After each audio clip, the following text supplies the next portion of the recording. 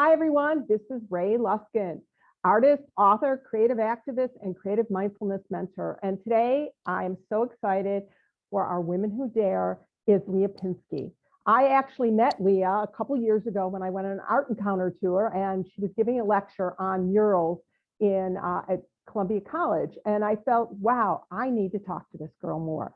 So Lea is an artist, an arts education specialist, working primarily in community-based arts initiatives in Chicago. She is also the executive director of Art Encounter, and she works with her husband and runs the Evanston Mural Arts Program.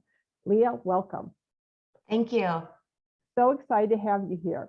So why don't you tell us a little bit about your background, how you got into the arts and murals and all that kind of stuff. Just give people a little bit of background. Absolutely. Well, my mother is an artist and she's the co-founder of Art Encounter. And I get to work with her every day because she's still the artistic director.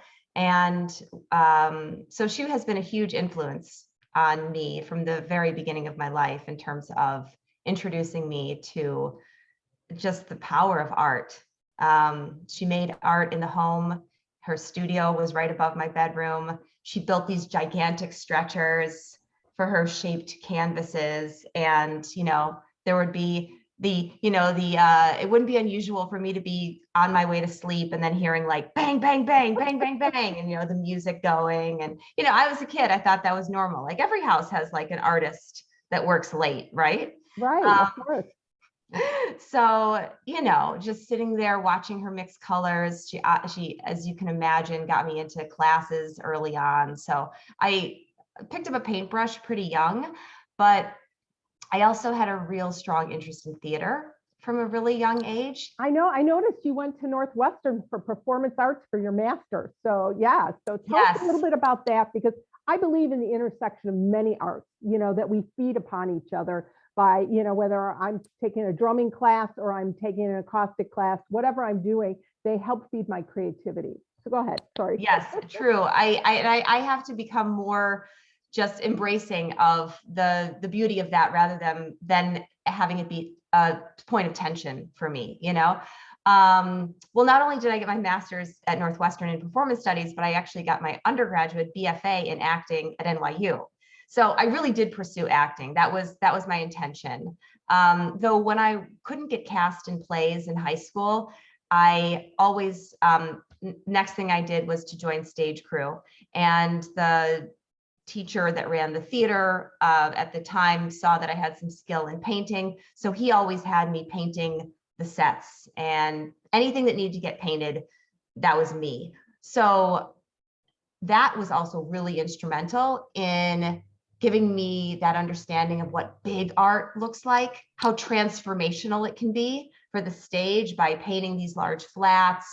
And so, I went into acting, had a little success in that, really looked at the career closely, decided that wasn't going to be for me, started to shift, did the performance studies, which led into arts education. And then I met my husband, who was an artist. And I was kind of in between, that creative place between one and another. And he said, you should paint again. And he had been painting houses on the side, while he was, being an artist. And so I started painting houses with him. And then we started talking about murals. I'd had that history with painting large work. He dabbled in graffiti, and he'd done some murals as well. And so I found that to be really, really rewarding. It's very physical. It's really social, it's got a purpose. It's got a service component to it. When you're creating a mural, you're not just creating art for yourself. And that meant a lot to me. Let's talk about your process a little bit. So when you say it's service and you're not doing it alone, are you involving the community in this? Are you creating a piece community-based, or do you come up with a design? I'm just curious. Yeah, I always value that artists are leading designs, but there's most of the time some kind of collaboration that's involved in making a mural, especially if it is being commissioned. They are commissions. If it's a community group or a business district, So there has to be some kind of agreement and discussion about what's going to be in the mural. And, it's different than studio practice. Studio practice, you're in there, you're painting for yourself, but this, you're giving it as a gift to the community. I love that. And then also, I painted with my husband, and that was collaborative. So just, yes, I have painted with children. I've done numerous projects in schools. Love that. Love working with all kinds of ages, getting them with paintbrushes and putting paint on a wall. It's very exciting. It creates for them a sense of ownership of the space, their school, pride. And it's a lot of fun, and they get to know each other, and there's just lots and lots of educational benefits to. Well, I think that's really important because people need to hear that, because I don't think people understand the process of making a mural, and that there are different ways to do it, and that there are collaborative ones that are done in a community where people get to go out and paint, and that we bring community together. And I also think there's a component that is also instrumental in bringing income to a community when they have murals. Have you noticed that? Is that a part of when you have these discussions with community leaders, that this is a draw? Yes, those studies have been done, that it does create an economic boost to a neighborhood. It can drive tourism. It can bring more pedestrian traffic. It creates a destination of sorts. It creates an art destination. And, people love like selfies in front of murals too. So people want to go, they want to be there. And then while they're there, oh, what are these stores? What are the shops? How can I engage in this community? I think that's really important, because today the arts, they're still not getting the recognition they need and the support. So I think we as artists have to talk to community leaders and figure out ways we can bring the arts to communities as education, awareness, engagement, all these things. And also economic engagement, as you say, because then once they understand that, I think there's going to be a lot more support in communities for the arts. Yes. America is often business first. So if there is some kind of economic impact on the positive end with public art, people will pay attention. Yeah.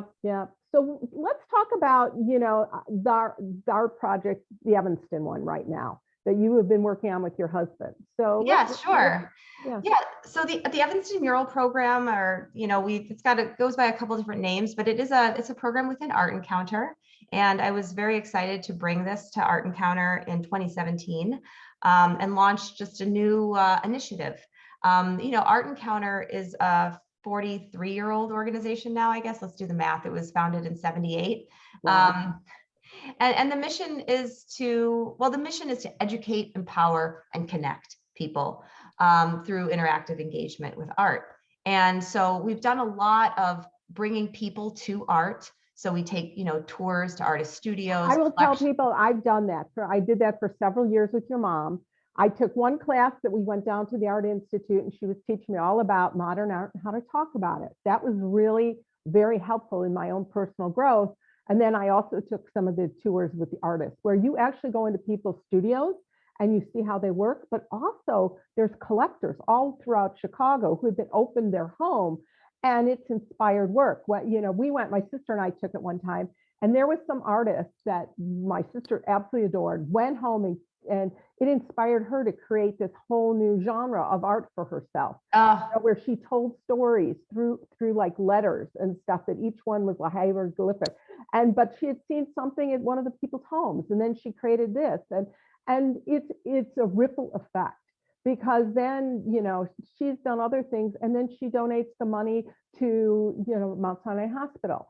She now does she's done a lot of glass work, where she doesn't create the glass, but she does a lot of collage and layering on it and stuff, and then she sells them, and each one has led to the next. And now at Mount Sinai, everybody contributes money there, and every mom who goes home has a car seat and a layette and stuff for their newborns. Oh, that's beautiful. Art has a ripple effect, and that was because we took this class with your mom. Oh, wow. So, and the whole approach to discussing art is really about the facilitator, who is Joanna, my mom, right? Yeah. Asking questions to the group so you can discover the art for yourself.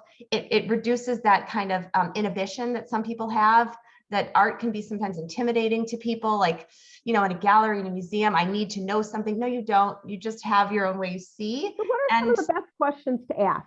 if somebody's going, what would you say are some of the best? Oh, I think it really depends on what you're seeing, but I just want to say that that part of what Art Encounter does, bringing people to art, is it's very visible. Now, the mural program is very, very visible now in Evanston, but there's another part of Art Encounter that's equally, if not more important, and that's the part of bringing art to people, and that's our outreach programs. So we have a very robust series of programs in Chicago Public Schools and in Evanston Public Schools, working with elementary school age youth. We've been going into senior homes for decades. We have specialized programs for adults who are neurodiverse, have intellectual and developmental disabilities. But that is also, we have art in the office now. All the art that hangs on the wall goes into the schools. So many of the students have never been to a museum, maybe have never really looked at art before. Right. So we bring the art into the schools at no cost to the participants. A lot of our fundraising is so that we can bring these programs, at no cost to the schools who don't have access to art. And we take them to the Art Institute. We do hands-on projects. And so when we brought the mural program to Evanston, that felt like that was the final piece of bringing art to people, right? And art into people's lives. And so it's been tremendously successful. It's been very well received. I'm eager to see how we branch out. I mean, there's so many opportunities here in Evanston, so many people who want to partner with us. Our program is designed on partnerships. It's a responsive program in that we wait for people to call us who want to do murals. We don't drive around looking for walls to paint as much as we drive around and make phone calls looking for community groups to partner with. Now, does so I can give you an example. Do they fund it, or do you still go to outside funding sources? Oh yes, funding is still always a tricky situation. Sometimes, we have some corporate partners that it's part of like a business development project that they want to have a mural. So those are sometimes more simple one funder. But we have other projects, such as we just partnered with the Evanston North Shore Bird Club, who was interested in doing a mural, sort of inspired by these series of murals that have been done in New York by the Audubon Society, that are paying homage to birds in decline. There's about 380 species of birds that have been named as being in decline due to climate change and habitat loss. And so there's these awareness murals of beautiful birds have been going up in this upper, like Washington Heights, upper Manhattan neighborhood. We brought that, Dustin and I, prior to being at Art Encounter, had brought a similar project to Chicago. And then I was so excited when this woman from the Evanston North Shore Bird Club called me and said, I'd like to do that in Evanston. So we hustled together to find funding. They sponsored part of it. We found some funding, Central Street Business Association, because the mural is off of Central Street, the Evanston Arts Council. And we brought a fantastic artist, Tyrus Lang Jones, to paint 3 gorgeous birds on a wall in Evanston. And it's got a little plaque describing what's going on, and beautiful project that we just completed this year. That's fabulous. I was going to ask how things went during COVID. What were some of your challenges? How did you overcome them during the last 2 years? Yeah, and it's interesting, I guess we can say we're kind of on the other side of things, though it still feels very precarious, right? A lot of our income that we depend on is from in-person programs. So that was very tough, though we quickly pivoted to online, and people were very interested. In fact, and we're not alone in this, but we were able to re-engage some members and former participants that no longer live in Chicago area.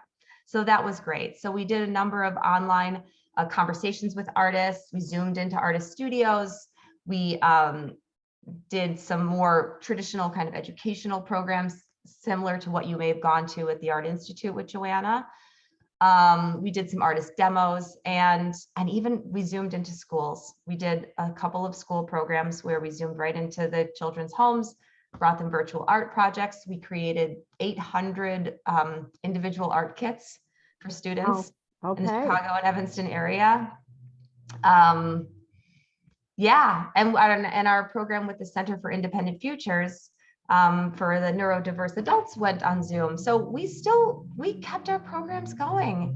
Are you felt going it to was still be able to so- do some online? So you still keep people who no longer live here engaged? Are you going to make that part of your model? Yes, so we have returned to in-person programming as of the summer.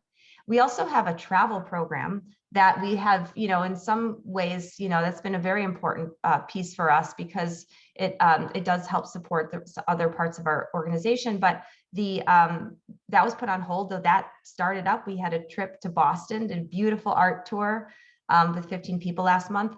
And yeah, moving forward, though, we are going to make room to have kind of a hybrid program series. For example, our Night Visions series, which visits artist studios on Thursday evenings once a month, does demos, conversation, that whole, kind of a lot of great interaction with the artists. We'll do 2 in person and then 2 on Zoom during the colder months, So yeah, that makes sense because I remember going to some of those in the middle of Chicago winter is not so fun. Yeah. yeah, right. Yeah, right, I think exactly. that's a great idea. I think that's the one thing that people have adopted because of Zoom and what happened. It now becomes part of their programming. Not all of it, but like you said, they create hybrids so that certain things can happen. And I love that.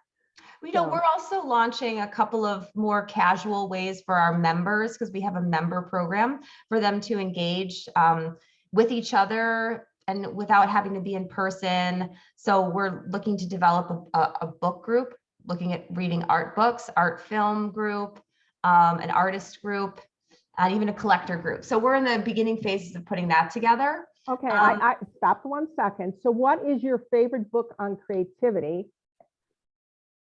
My favorite book on creativity. Mm-hmm. Well, I recently started rereading Wild Mind, which is the second book on writing by Natalie Goldberg.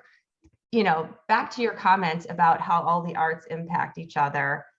Over the summer, I found myself writing more, and she is a real fan of the daily writing practice to generate the, creative mind. Right. And so I have found that book to be very inspiring, just in terms of keeping yourself to a discipline without it being too rigid, and just opening your eyes and opening your senses to taking in the world. Right. I know during COVID, I started Zentangling. I started taking classes and that online, and it's like, oh, that's fun. And now I'm using it. I'm taking an acoustic class. And so I did a ghost print and then I used watercolor and, markers. And it was like, oh, this is fun. I love that. One thing led to another, and it's sort of like, wow, this is, so I tried to use the time that I was at home to explore at least one new modality because I usually take a class, but I couldn't be in person anywhere, so I thought, okay, this works. And so now I'm just trying to incorporate this kind of stuff. Just, I have an attitude of play and exploration when I'm trying things. I think it's the only way to go, because otherwise you're into that perfection mode. And I'm a perfectionist in every other aspect of my life. So this is the one area I try not to be and just say, yeah. It's work. I know the feeling because we work in this part of our brain, then we work in this part of our brain, and just, not to let one inform the other too much. Right. I mean, finding that balance, it can be challenging. So when you get stuck, let's say for an idea, whether it's finding the funding or your art, piece, what inspires you? How do you get out of that? I found more and more that, I'm sure I'm not, let me just say, sometimes you sit down and you try to get something done and you just can't get it done. Right. So you just have to let go. Sometimes the best ideas or the greatest clarity comes to me when I'm taking a walk, or I'm in the shower, but I do walk a lot and I'm trying to continue that. That's something, during COVID, I think a lot of us, we felt stuck at home. So at least we want to get out on a daily walk. But, if I go without the intention of wanting to solve a problem, I sometimes end up solving a lot of things. Exactly. I mean, I use nature the same way. And I got in the habit during COVID of taking photos on my phone, whatever intrigued me that day. And then I started going to the beach and taking, sunrise for a couple mornings a week. And just those are the things that fill me with joy. They're good for me. And then it allows my creativity to flow because I'm always looking for beauty, wonder, and joy then. And if I start noticing that, then I can bring it back into my other elements of my life. That's beautiful. One other thing for me is just to be comfortable with the state of not knowing. Oh, that's a tough one for And many to people. just say, Yeah. I don't know right now, and that's okay. I will. I don't have clarity on this. There's a lot of things that need to be understood, but I will get there. And I think the more that, I can relax into that, the less stress there is around knowing, and then things just unfold. And just to not to push too hard. We have a sense of urgency in this life. I need to figure it out. I need to make decisions. Do you really look? Do I need to make that decision today, or can I wait a few days and see how things unfold?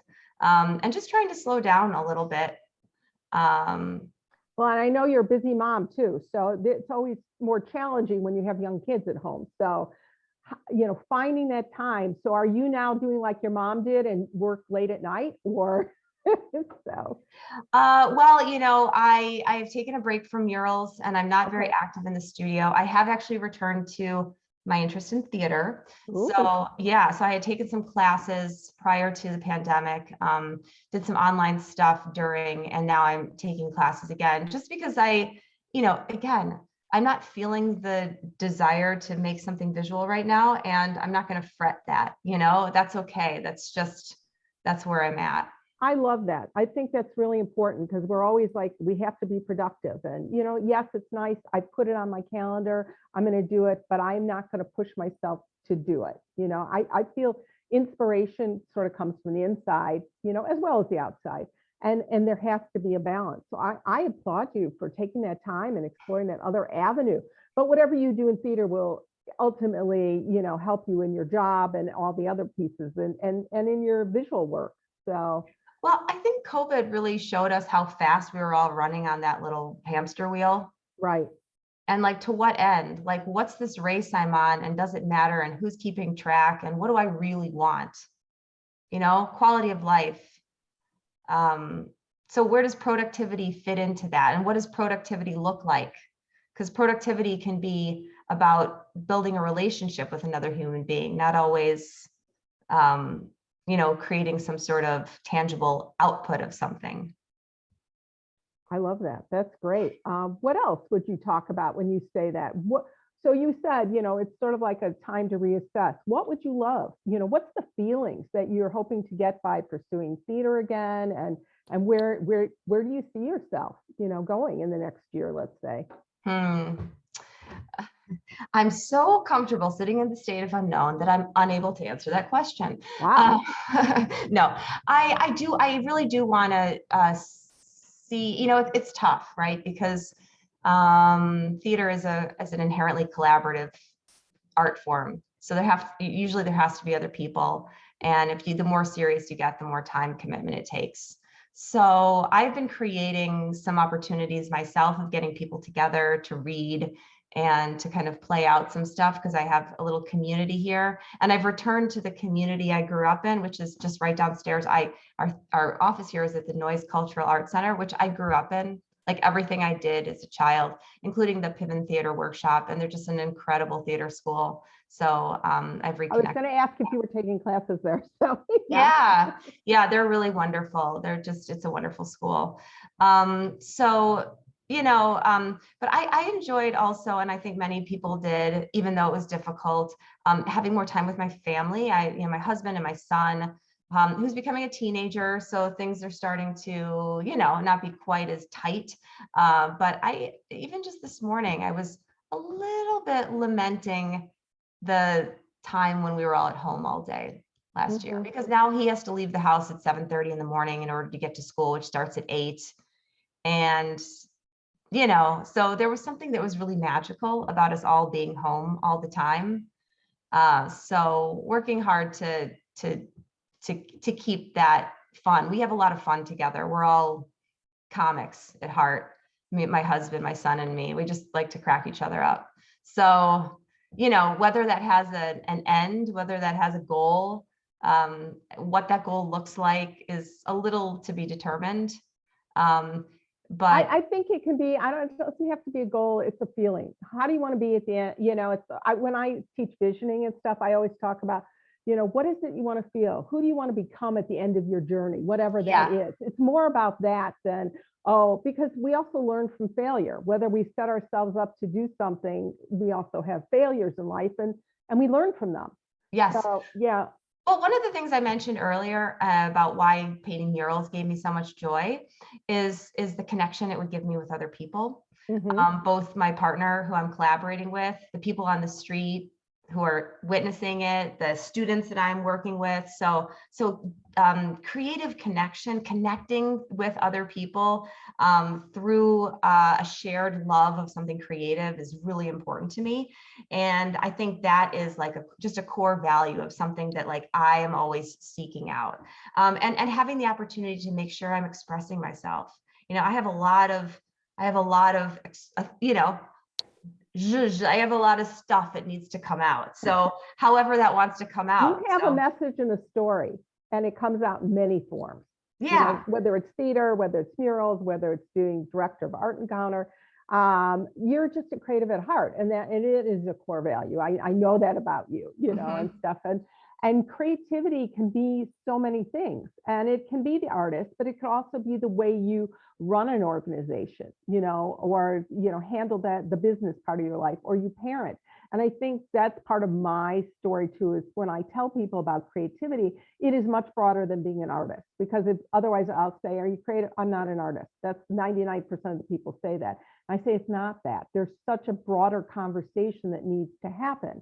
And I agree. And I think we can all get stuck in that. Like, does creative mean you're painting a painting, And I'm someone who, while I am creative, I don't see my position here as a day job that I do and then go do the thing I really want to do. Like, I get a lot of pleasure out of doing everything I do. There's a tremendous amount of variety when you're an executive director of a small nonprofit. One day you're working in development, another day you're working in marketing and communications, very deeply involved in program. Obviously, I'm very involved in the Mural program. So there's tons and tons of creative decisions that need to be made in all of those areas all the time, which I find really, really inspiring. And I have a great team here too. So working with other people and collaborating and making decisions together is creative, right? Right. And I'm glad I think it's really important, especially, okay, do you have like a vision that you guys share with your team? Do you do like vision? I want to say vision board, but a vision, that you share with your team? Is it a collaborative effort that you put together? Do you reassess every year? Well, we have been doing a lot of reassessing and strategic planning. So, there are ways that we've reconnected on the vision and the mission of Art Encounter in many different ways over the last few years.